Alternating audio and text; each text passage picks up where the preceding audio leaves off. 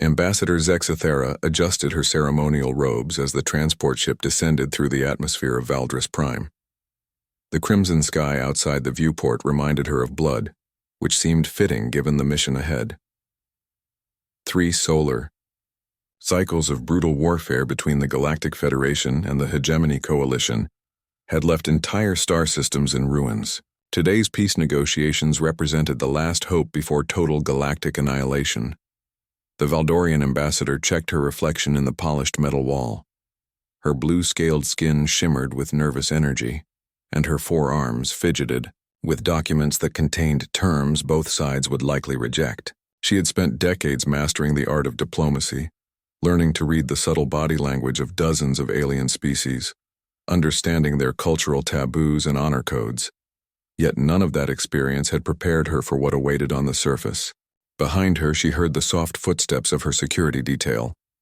3 elite Corvanian guards flanked her usual Valdorian protection team. Their chitinous exoskeletons gleamed under the ship's lighting, and their compound eyes never stopped scanning for threats. These warriors had survived countless battles and were considered among the most feared fighters in the galaxy. Any reasonable person would feel safe under their protection. But the Hegemony Coalition wasn't known for being reasonable. Intelligence. Reports suggested they had assassins already positioned on Valdris Prime, waiting for any opportunity to eliminate key Federation negotiators. The Coalition's philosophy was simple. Why negotiate when you could simply remove your opponents? 3 previous diplomatic missions had ended with the Federation representatives mysteriously disappearing or dying in apparent accidents. The ship's captain, a grizzled Thermian veteran, approached with obvious concern, etched across his reptilian features. Ambassador, our sensors are detecting unusual energy signatures from the planet's surface, multiple cloaked vessels in orbit, and ground-based weapon systems that weren't there during our last diplomatic visit. The Coalition is clearly planning something. Zexathera nodded grimly. She had expected this. The Coalition rarely played by established rules of diplomatic immunity. They viewed negotiations as just another battlefield, where eliminating your opponent was a valid strategy. Her own government had insisted on maximum security, hence the expanded guard detail and the experimental shielding technology installed throughout her transport. As they entered the final approach sequence, her communication officer received an urgent transmission. Ambassador, priority message from Federation Command. The young Valdorian's voice carried an edge of confusion. They're informing us of a last-minute addition to your security team. Someone is being transferred from a nearby Federation vessel. The ambassador's main eyes narrowed, while her secondary pair focused on the tactical display.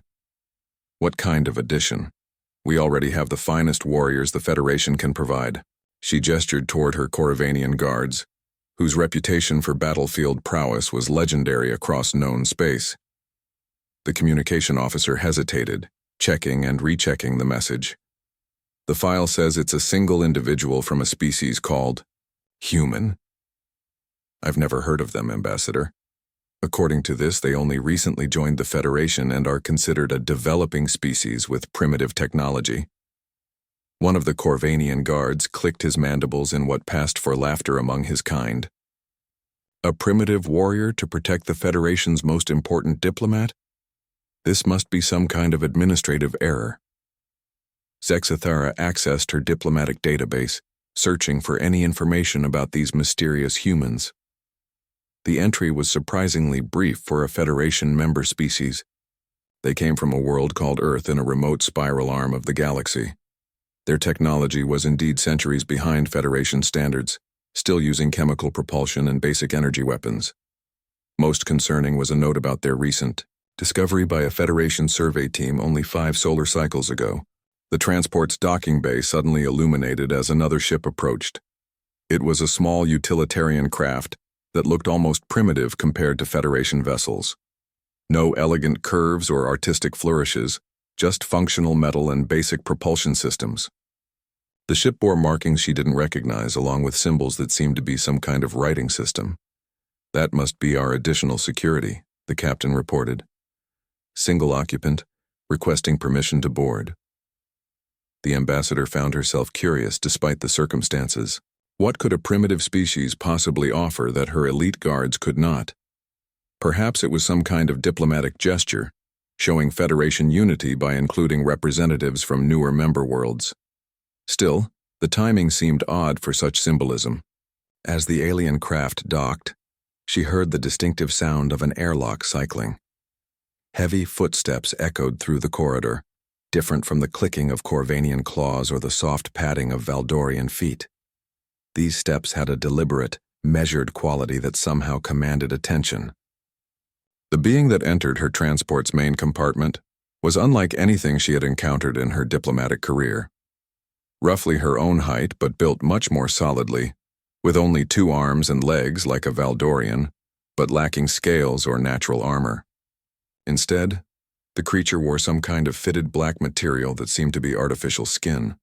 Its face was remarkably mobile, with small eyes that seemed to take in everything at once. Ambassador Zexathera? The being's voice was surprisingly smooth, coming through a translation device. I'm Sergeant Marcus Chen, assigned as additional security for your diplomatic mission. I apologize for the short notice, but Command felt it was necessary given recent intelligence about coalition activities. The Corvanian guards remained perfectly still, but she could sense their confusion. This human looked nothing like a warrior. No natural weapons, no armor, no visible enhancements. Even its basic equipment seemed primitive compared to Federation standard gear.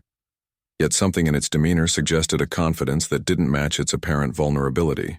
Sergeant Chen, she replied diplomatically, while we appreciate the Federation's concern for our safety, I must ask what specific qualifications you bring to this mission.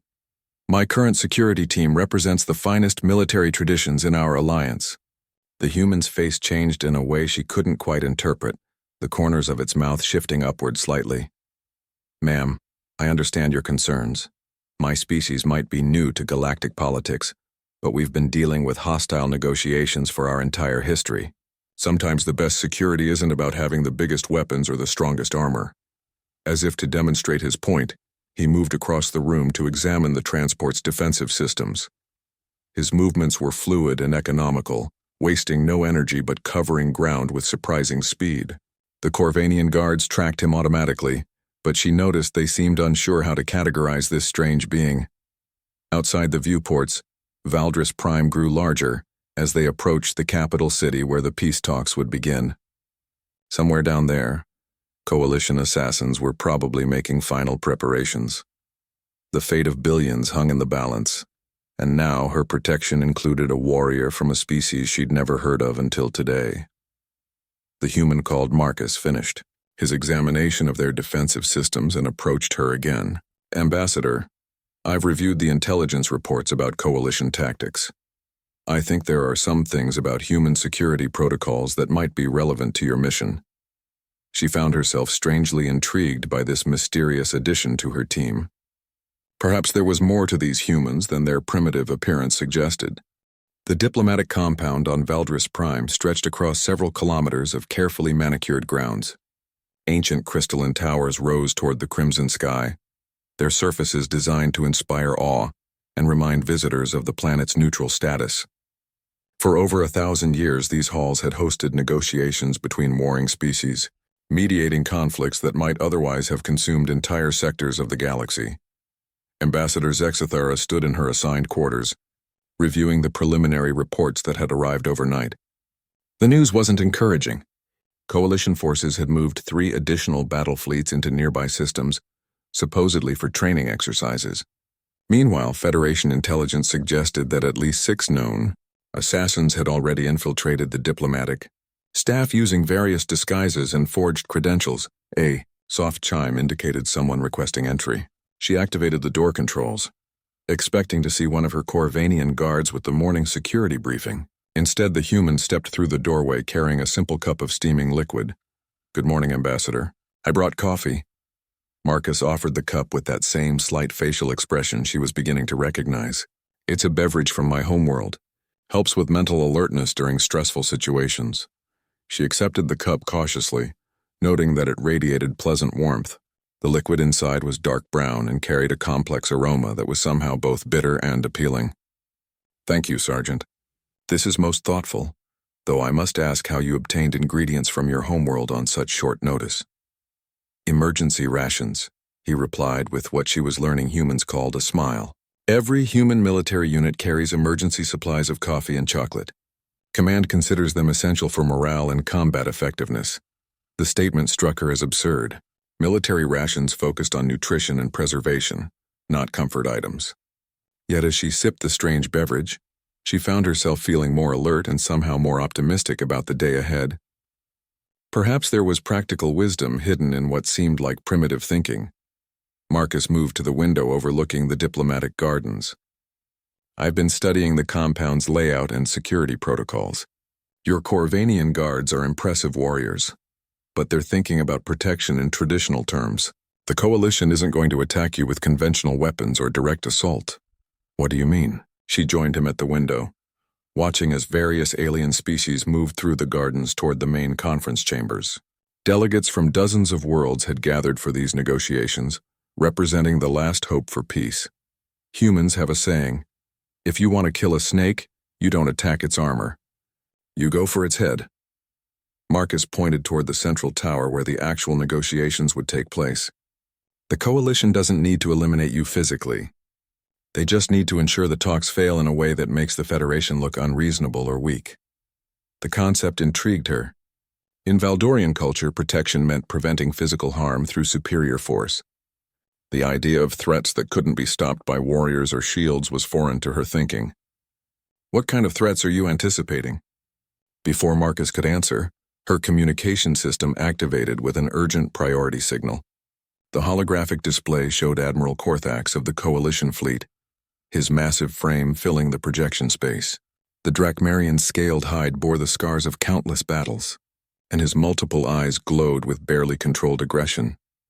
Federation Ambassador. His voice rumbled through the translation matrix. We have received disturbing intelligence about your delegation. It appears you have brought unauthorized military personnel to what should be peaceful negotiations. Zexthera felt her primary heart skip a beat. Coalition intelligence was notoriously efficient, but discovering Marcus's presence this quickly suggested they had sources inside the Federation command structure. Admiral, I'm not sure what you mean. All security personnel have been properly declared according to established protocols. We have reports of a human operative in your delegation, Korthax continued, his tone growing more threatening. This species is unknown to Coalition databases, which suggests either Federation deception or the deployment of some kind of secret weapon. Unless this individual is immediately removed from the diplomatic compound, we will consider it an act of hostile intent. The transmission ended abruptly, leaving an uncomfortable silence in the room. Zexthera turned to Marcus, whose expression had become much more serious than she'd seen before. It seems your presence has already become a diplomatic incident. That was fast, even for Coalition standards. Marcus moved away from the window, his casual demeanor replaced by something much more focused. They're not really concerned about me being a secret weapon.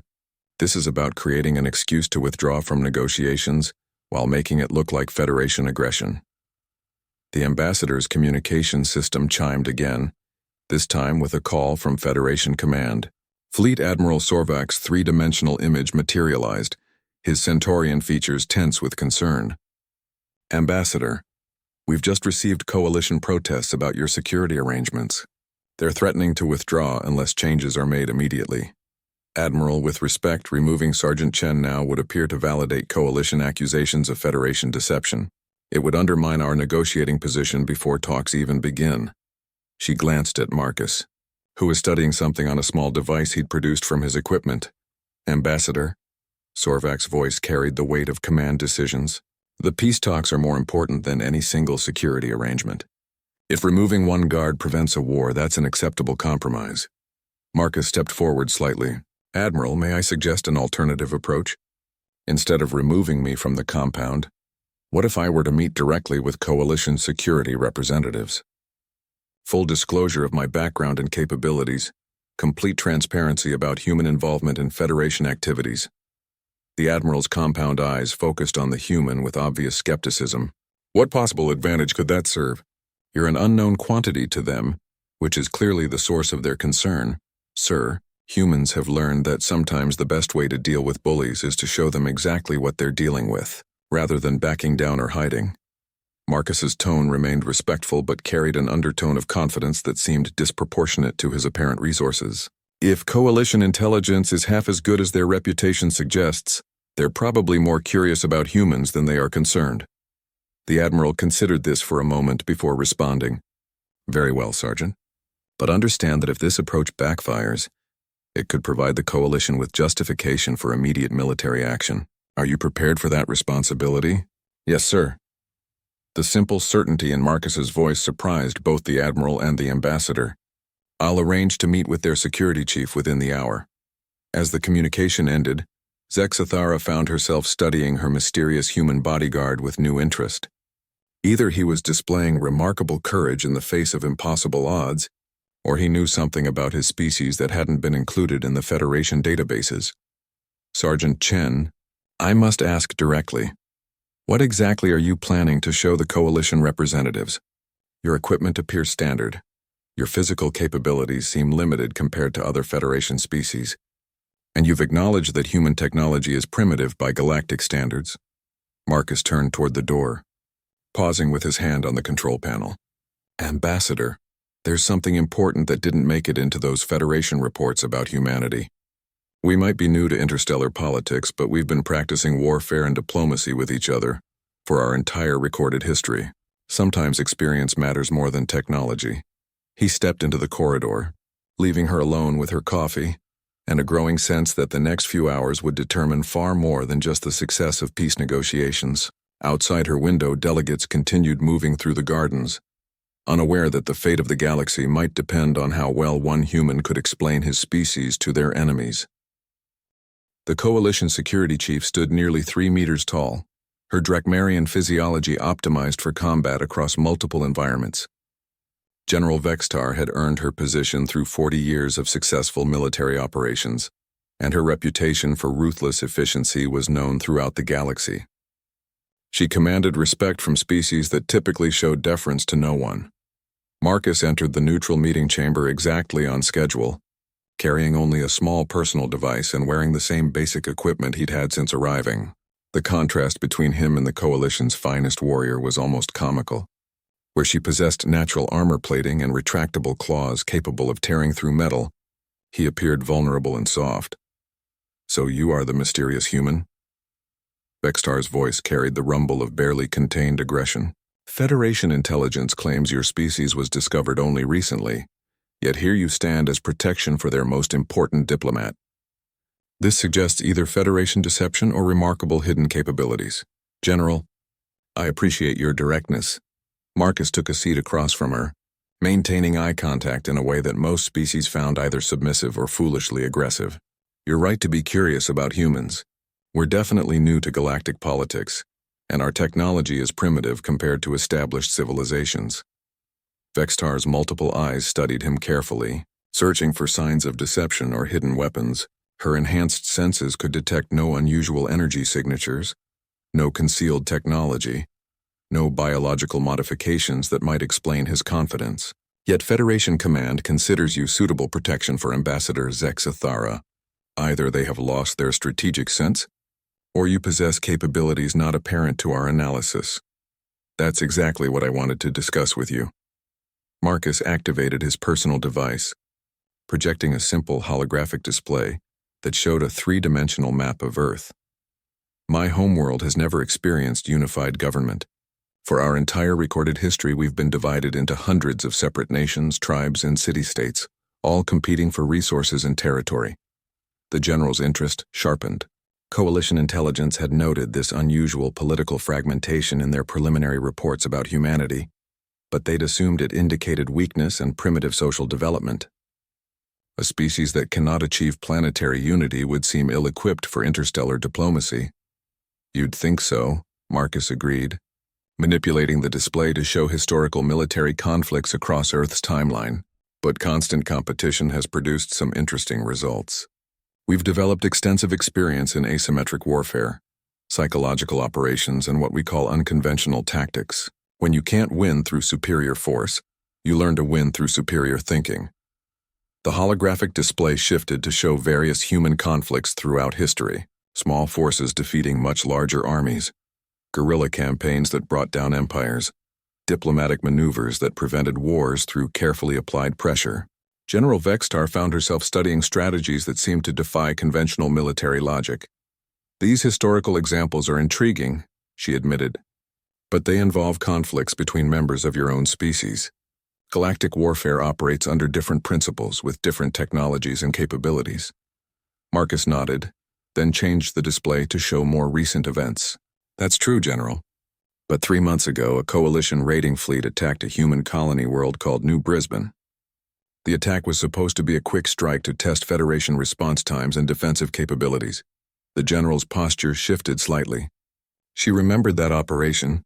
It had been planned as a simple probe, designed to gather intelligence about Federation border defenses while demonstrating coalition military reach. The target was chosen specifically because it was populated by the primitive humans, considered unlikely to mount effective resistance. The colony had no military defenses, Marcus continued, no orbital weapons platforms, no fleet support within 3 days travel time.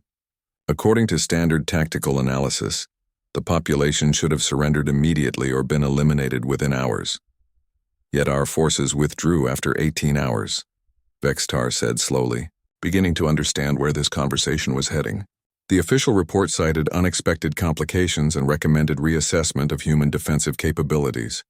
The holographic display now showed detailed analysis of the New Brisbane engagement.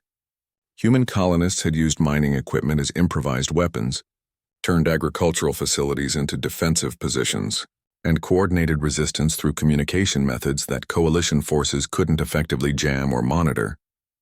Most importantly, they demonstrated a willingness to accept massive casualties while inflicting disproportionate losses on their attackers. Your raiders expected the colonists to behave rationally, Marcus explained. Surrender when faced with overwhelming force, preserve their lives in exchange for cooperation. But humans have a psychological trait that doesn't translate well in most galactic cultures. When we're pushed into a corner, we tend to push back harder rather than submitting. General Vextar studied the tactical analysis with professional interest. The coalition force had been equipped with superior weapons, armor, and training. They should have achieved complete victory within hours. Instead, they'd faced 17 hours of increasingly desperate resistance that had cost them nearly 30% casualties while achieving none of their strategic objectives. The colonists knew they couldn't win, she observed. Standard doctrine suggests they should have negotiated terms for surrender. That's the difference between human psychology and most other species, Marcus said, deactivating the display. We don't always act rationally when threatened. Sometimes we act out of spite, stubbornness, or simple refusal to accept defeat. It makes us unpredictable in ways that sophisticated tactical planning can't easily account for. The general sat back in her chair, processing the implications of what she'd just learned. Coalition strategy depended on predictable enemy responses to overwhelming force. Species that submitted to superior power, negotiated reasonable terms, or fought according to established military doctrine. An enemy that might choose mutual destruction over rational surrender presented a different kind of challenge. You're suggesting that human involvement in these peace negotiations changes the strategic calculation, she said carefully. I'm suggesting that humans bring a different perspective to galactic politics, Marcus replied. We've never lived in a galaxy where peace was maintained through balance of power between major civilizations. On Earth, peace usually comes through exhaustion, mutual destruction, or one side deciding the cost of continued fighting exceeds any possible benefit. The implication hung in the air between them. If the peace talks failed and galactic war resumed, the coalition would now face an enemy that included a species with no concept of acceptable losses or rational surrender. Human involvement might transform a strategic conflict between civilized powers into something much more destructive and unpredictable. General Vextar stood, her massive frame casting shadows across the meeting chamber. This has been most enlightening, Sergeant Chen. I will need to discuss these revelations with Admiral Korthax before we proceed with the negotiations. Of course, General. I appreciate your willingness to hear our perspective. Marcus also stood, maintaining that same relaxed confidence that seemed so inappropriate for someone facing the coalition's most dangerous military commander. I hope this conversation helps both our sides understand what's really at stake in these talks. As the general left the chamber, she found herself reconsidering everything she thought she knew about the strategic balance in this conflict. The humans might be primitive by galactic standards, but they just demonstrated something that sophisticated civilizations sometimes forgot. Sometimes the most dangerous enemy is the one with nothing left to lose. Admiral Korthax paced the Coalition command chamber aboard his flagship, his massive claws leaving deep gouges in the reinforced floor plating. General Vextar's report had arrived an hour ago, and its contents had shattered several fundamental assumptions about this conflict. The viewport showed Valdris Prime hanging in space below, where peace negotiations were scheduled to begin in less than 6 hours. Replay the tactical analysis of New Brisbane, he commanded his intelligence officer, a thin Cytherian whose multiple sensor organs twitched nervously. The holographic display materialized, showing the mining colony that should have fallen within hours. Instead, the projection revealed 18 hours of increasingly desperate combat that had cost the Coalition fleet far more than anticipated. Worse, the human defenders had demonstrated tactical adaptations that defied established military doctrine. The humans used their industrial equipment as weapons, the intelligence officer reported, his voice carrying professional bewilderment. Mining charges became improvised explosives. Excavation machinery was converted into mobile weapons platforms. Agricultural processing facilities were fortified into defensive positions using techniques we've never encountered. Admiral Korthax studied the data streams with growing unease. Coalition military doctrine assumed that primitive species would fight using primitive methods. Direct confrontation, predictable tactics, rational consideration of casualties versus strategic objectives. The humans had done none of these things. They converted their entire infrastructure into a weapon, he muttered, examining sensor readings that showed how human colonists had transformed peaceful facilities into an integrated defensive network, as if their entire civilization was designed around the assumption of constant warfare. His communication system chimed with an incoming priority transmission from Coalition High Command. The Supreme War Council had been monitoring the diplomatic situation, and their message was characteristically direct. Achieve strategic objectives through negotiation or resume military operations within 12 hours. But Korthax found himself hesitating for the first time in his military career. The Coalition's strategy had always depended on calculated escalation. Apply pressure until the enemy accepted reasonable terms, or demonstrate overwhelming force until they surrendered. It was a proven approach that had worked against every major civilization in the galaxy. Admiral, General Vextar's voice came through the secure communication channel from the planet's surface. I've completed my assessment of the human security operative. I recommend we proceed with the peace negotiations rather than seeking military alternatives. The statement shocked everyone in the command chamber. Vextar had built her reputation on aggressive tactics and decisive military action. Her recommendation for diplomacy over force was unprecedented. Explain your reasoning, General. Intelligence reports suggest the humans possess no advanced technology or significant military capabilities. Sir, that assessment is technically correct but strategically irrelevant. Vexitar's image appeared on the main display, her scarred features showing unusual concern. The human psychological profile suggests they will not respond to military pressure in predictable ways. If we resume hostilities, we face the possibility of a conflict with no rational termination point. Admiral Korthax activated his private channel to the general, excluding other personnel from the conversation. Are you suggesting that a primitive species could threaten coalition military supremacy? Our forces outnumber the Federation 3-1, and our technology advantages are overwhelming. I'm suggesting that military supremacy becomes irrelevant if the enemy refuses to acknowledge defeat, Vextar replied. Human historical data shows they've fought wars lasting decades, accepting casualty rates that would have forced other species to surrender or face extinction. They appear to view mutual destruction as an acceptable outcome, if it prevents domination by an enemy. The Admiral considered this information while reviewing strategic projections on his personal display. Coalition war planning assumed that rational species would surrender when faced with impossible odds, negotiate when casualties exceeded strategic benefits, and accept occupation rather than face total annihilation. An enemy that rejected all these assumptions would require completely different approaches. Furthermore, the general continued. Human involvement changes Federation strategic calculations. Until now, Federation species have fought defensively, protecting established territories and populations. Humans have no established galactic territories to protect. They could adopt purely offensive strategies without concern for defensive positions. This possibility hadn't occurred to Korthax or his strategic planners. Coalition doctrine depended on threatening established Federation worlds to force diplomatic concessions.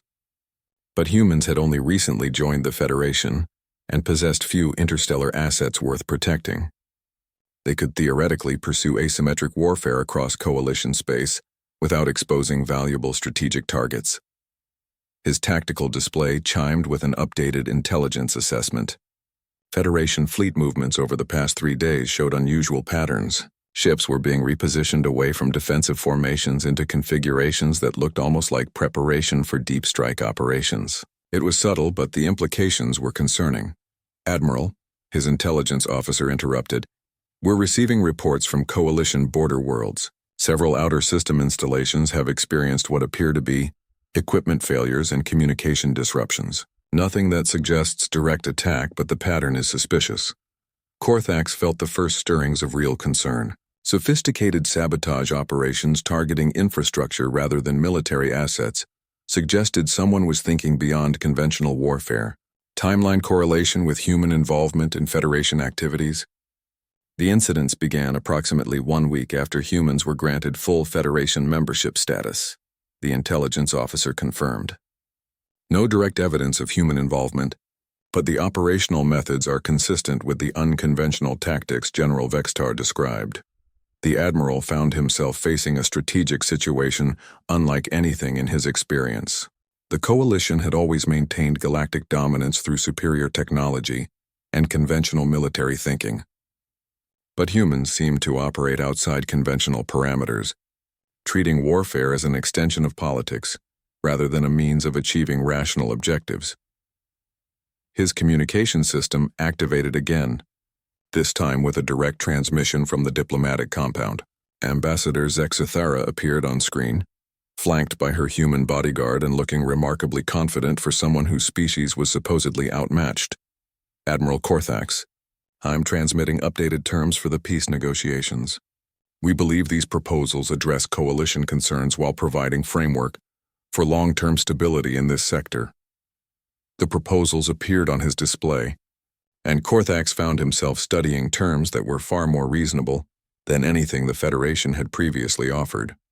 Territorial adjustments, resource-sharing agreements, and security guarantees that actually addressed legitimate Coalition interests rather than simply demanding surrender. These terms represent significant concessions from previous Federation positions, he admitted. "What has changed to make such compromise acceptable?" Ambassador Zexithara glanced at her human bodyguard before responding.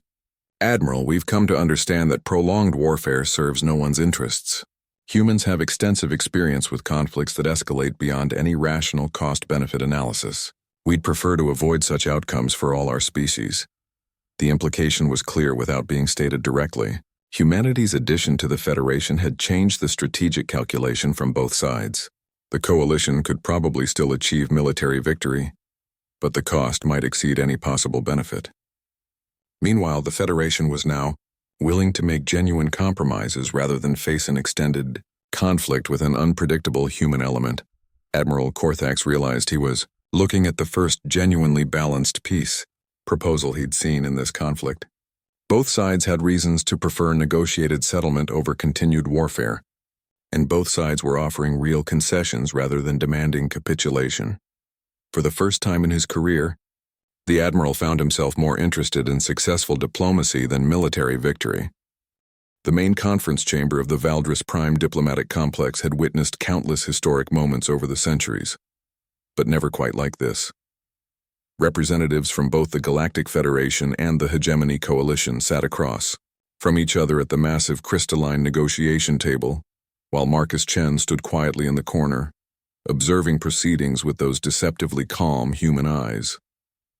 Ambassador Zexithara reviewed the preliminary agreements that had emerged over the past 6 hours of intensive negotiations. The progress was unprecedented. Issues that had seemed impossible to resolve just days ago were being addressed with remarkable efficiency. Both sides were making genuine concessions instead of simply restating previous demands. The territorial adjustments in the Kepler sector represent acceptable compromise, Admiral Korthax announced, his massive frame somehow less intimidating than it had been at the start of negotiations. Coalition forces will withdraw to the agreed boundaries, and Federation expansion will be limited to specified systems. General Vextar nodded from her position behind the Admiral. Federation proposals for joint security patrols in neutral zones address our concerns about smuggling operations and pirate activity. Shared enforcement responsibilities could benefit both our civilizations. The speed of agreement surprised everyone in the chamber except Marcus, who had spent the morning quietly speaking with various delegation members from both sides. His conversations hadn't focused on specific treaty terms, but rather on broader questions about the cost of continued warfare and the unpredictable nature of human involvement in galactic politics. The economic cooperation frameworks look promising, added Councillor Thexra from the Federation Commercial Ministry. Coalition industrial capacity combined with Federation technological innovation could benefit both our populations significantly. What struck Ambassador Zexathara was how the negotiations had shifted from zero-sum competition to collaborative problem-solving. Instead of each side trying to extract maximum advantage from the other, they were genuinely exploring mutually beneficial arrangements. The change in tone was remarkable. During a brief recess, she approached Marcus near the observation window. Outside, the gardens of Valdris Prime stretched toward the horizon, peaceful and serene. It was hard to imagine that just this morning, both sides had been preparing for renewed warfare. Sergeant Chen, I must ask, what exactly did you say to Admiral Korthax and General Vextar? The change in coalition negotiating positions has been dramatic. Marcus continued, looking out the window while he responded. I shared some human historical perspectives on warfare and diplomacy. Sometimes showing people what they're really choosing between can clarify their priorities. But we offered them nothing we hadn't already proposed in previous negotiations. The territorial concessions, the economic partnerships, the security arrangements. These terms were available months ago, yet they rejected them completely. The terms were the same, Marcus agreed. But the context changed. When both sides understand the true costs of the alternatives, reasonable compromise becomes much more attractive than extended conflict. The ambassador studied her human bodyguard with new appreciation. Over the past day, she'd watched him demonstrate capabilities that weren't apparent in any Federation database. Not through advanced technology or superior physical abilities, but through an understanding of psychology and strategic thinking that seemed to come naturally to his species. The coalition delegation appears genuinely committed to these agreements, she observed. That's not typical behavior for their representatives. They usually negotiate from positions of strength and demand substantial concessions before offering anything in return. They're strategic thinkers, Marcus replied. Once they understood that human involvement changes the basic assumptions of galactic warfare, they needed to reassess their objectives. Military victory becomes less appealing when you can't predict how the defeated enemy will respond. The negotiations resumed with discussions of implementation timelines and verification procedures. Both sides were working collaboratively to address technical details rather than looking for ways to gain advantage through treaty language. The atmosphere in the chamber had transformed from hostility to professional cooperation. Admiral Korthax presented coalition proposals for joint military exercises and shared defense initiatives. Our analysis suggests that combined Federation and coalition forces could address external threats more effectively than either alliance operating independently. The galaxy contains other dangers besides our internal conflicts. Ambassador Zexathara found herself agreeing. With humans now part of the Federation, and coalition military doctrine adapted to account for unconventional warfare, both civilizations face the possibility of conflicts with unknown species that might not respond to traditional diplomatic or military pressure. Joint research and development initiatives could accelerate technological advancement for both our peoples, suggested Dr. Vorthak from the Federation Science Council. Coalition industrial engineering combined with Federation theoretical research might produce innovations neither side could achieve independently. As the hours passed, the peace treaty evolved from a simple ceasefire agreement into a comprehensive framework for long-term cooperation. Trade partnerships, scientific collaboration, shared defense initiatives, and cultural exchange programs that would benefit billions of citizens across both civilizations. General Vexistar approached Marcus during another brief recess. "Sergeant, I'm curious about something. Human military doctrine seems to assume that warfare is a normal condition rather than an aberration. Most galactic species view conflict as a temporary disruption of peaceful existence." "That's accurate, General. Human history suggests that peace is something you have to actively maintain, rather than a natural state that war occasionally interrupts." Marcus's response carried the weight of centuries of human experience. "We've learned that the best way to preserve peace is to make war too expensive for anyone to consider it a viable option." "An interesting perspective," the general admitted. "Coalition doctrine has always focused on achieving victory through superior force. But if victory becomes impossible to achieve or too costly to pursue, the strategic calculation changes completely." Marcus nodded. "Sometimes the most effective way to win a war is to make sure nobody wants to fight it in the first place." As negotiations entered their final phase, Ambassador Zexithera realized she was witnessing something unprecedented in galactic history.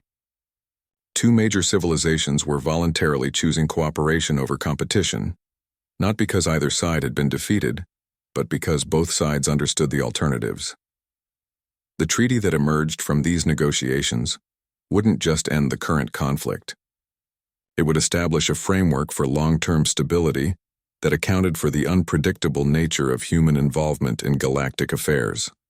Both the Federation and Coalition had adapted their strategic thinking to include a species that didn't always act rationally, and that adaptation had made rational cooperation more appealing than continued hostility. Outside the conference chamber windows, the sun was setting over Valdris Prime, painting the crystalline towers in shades of gold and crimson.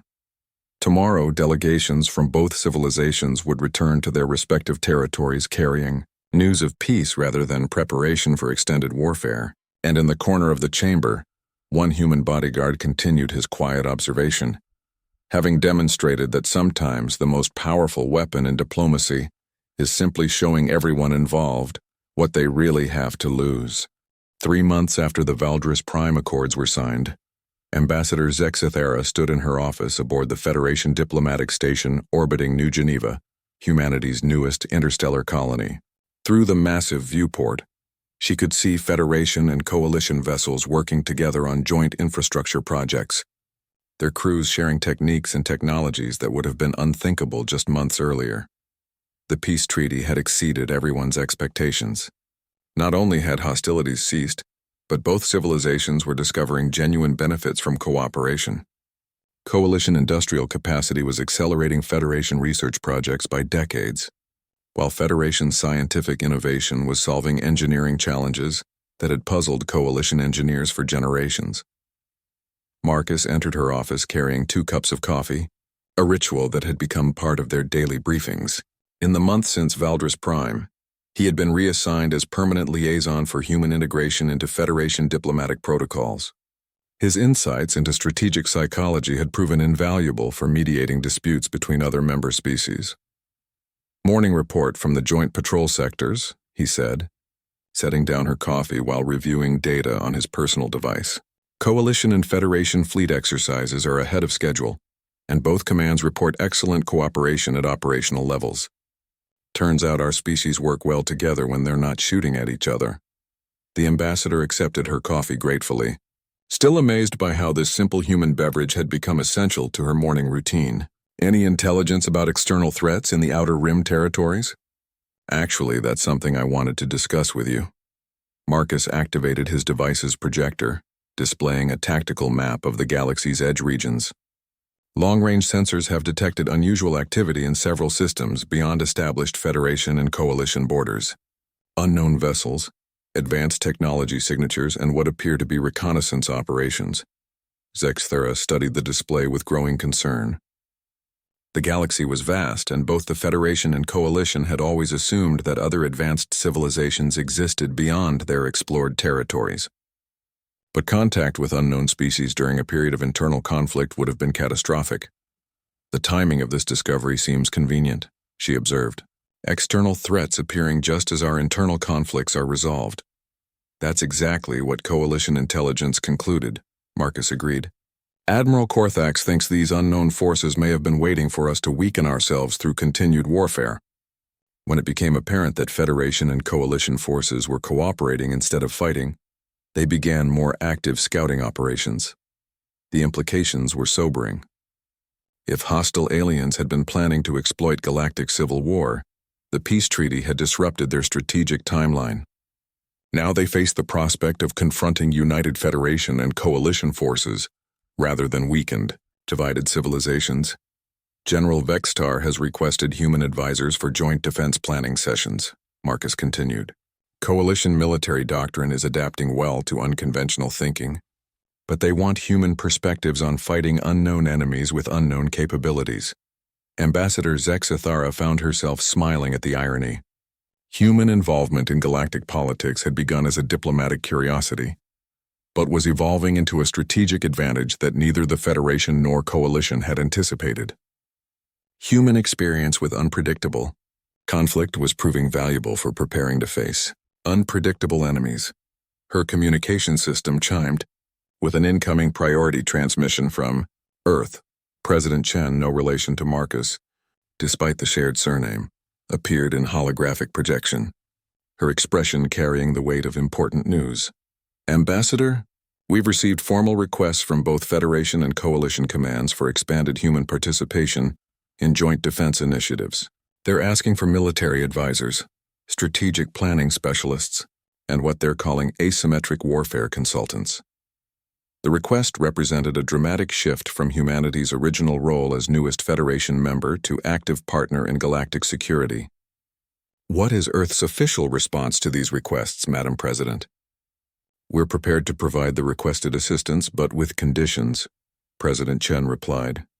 Human involvement in galactic military operations must be voluntary. Our personnel must serve in advisory rather than command roles, and all operations must be consistent with human ethical standards regarding warfare and diplomacy. Marcus nodded approvingly. That's consistent with human military tradition. We prefer to fight alongside allies rather than directing their operations, and we maintain certain principles about civilian protection and proportional response even in asymmetric conflicts. The ambassador found herself impressed by humanity's approach to their new galactic responsibilities. Despite their military effectiveness, they were insisting on limitations that reflected their cultural values, rather than simply accepting maximum strategic advantage. There's something else, President Chen continued. Coalition High Command has formally requested permission to establish a joint training facility on Earth. They want their military officers to study human strategic thinking and unconventional warfare techniques directly. This represented unprecedented cooperation between former enemies. Coalition forces training on human territory, learning human military doctrine, and adapting their thinking to include human strategic perspectives. The cultural exchange implications were enormous. Admiral Korthax personally vouched for the proposal, Marcus added. He claims that understanding human psychology has revolutionized Coalition strategic planning, not just for dealing with humans, but for anticipating unexpected responses from any potential enemy. Over the following weeks, Ambassador Zexathara watched as galactic politics continued evolving in ways no one had predicted. Human colonies became centers for joint Federation-Coalition research projects. Human military advisors were attached to exploration fleets venturing into unknown territories. Human diplomatic protocols were being adopted for first contact situations with newly discovered species. Most remarkably, the threat of unknown hostile forces had accelerated cooperation between civilizations that had been enemies for generations. Federation and Coalition worlds were sharing defensive technologies, coordinating patrol schedules, and developing integrated command structures that would have been impossible during the previous era of mutual hostility. The unknown aliens had inadvertently accomplished what diplomats and military leaders had failed to achieve for decades: genuine unity between the galaxy's major civilizations, strengthened by the addition of a species whose unconventional thinking provided strategic advantages that neither side could have developed independently.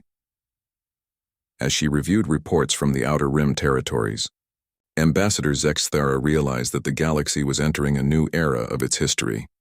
The age of internal conflicts between established civilizations was ending, replaced by an age of exploration and defense against external threats. And at the center of this transformation was a species that had joined galactic civilization just months ago, bringing perspectives that were reshaping how everyone thought about warfare, diplomacy, and cooperation. Marcus finished his coffee and stood to leave for his next briefing with Coalition strategic planners. Ambassador, there's one more thing the President wanted me to mention. Earth is formally proposing the establishment of a permanent Galactic Defense Council, with rotating leadership between Federation, Coalition, and other member civilizations. The idea is to institutionalize the cooperation we've developed, rather than relying on temporary agreements. As he left her office, Ambassador Zexthara reflected on how dramatically the galaxy had changed since a single human had been assigned as her bodyguard.